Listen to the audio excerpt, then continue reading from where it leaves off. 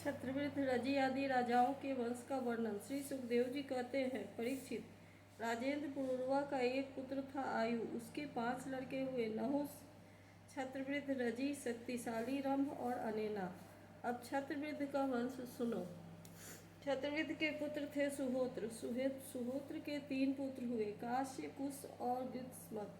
गृत्समत पुत्र हुआ सुनक। इसी सुनक के पुत्र ऋग्वेदियों में श्रेष्ठ मुनिवर शौनक जी हुए। काशी का पुत्र काशी, काशी का राष्ट्र, राष्ट्र का दीर्घतमा और दीर्घतमा के धन्वंतरी, यही आयुर्वेद के प्रवर्तक हैं। ये यज्ञ भाग के भोक्ता और भगवान वासुदेव के अंश हैं। इनके स्मरण मात्र से ही सब प्रकार के रोग दूर हो जाते हैं। धन्वंतरी का पुत्र हुआ केतुमान और केतुमान का भीमरथ, भीमरथ का दिवोदास और दिवोदास का द्युमान, जिसका एक नाम प्रतर्तन भी है। यही द्युमान शत्रुजित, वत्स, ऋतध्वज और कुवलयासु के नाम से प्रसिद्ध है।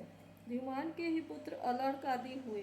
परीक्षित, अलर्क के सिवा किसी राजा ने 66,000 वर्ष तक जुआ रहकर पृथ्वी का राज्य नहीं भोगा। अलर्क का पुत्र हुआ संतति, संतति का सुनीत, सुनीत का सुकेतन और सुकेतन का धर्मकेतु और धर्मकेतु का सत्यकेतु।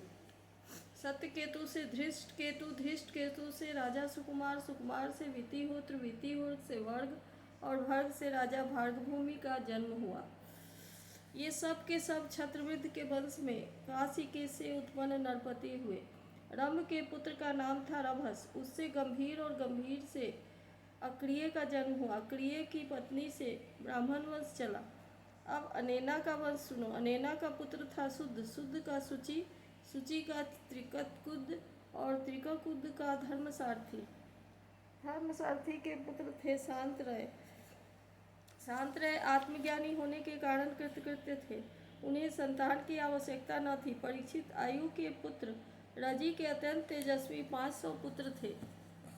देवताओं की प्रार्थना से रजी ने दैत्यों का वध करके इंद्र को स्वर्ग का राज्य दिया, परंतु वे अपने प्रहलाद आदि शत्रुओं से भयभीत रहते थे, इसलिए उन्होंने वह स्वर्ग फिर रजी को लौटा दिया और उनके चरण पकड़कर उन्हीं को अपनी रक्षा का भार सौंप दिया।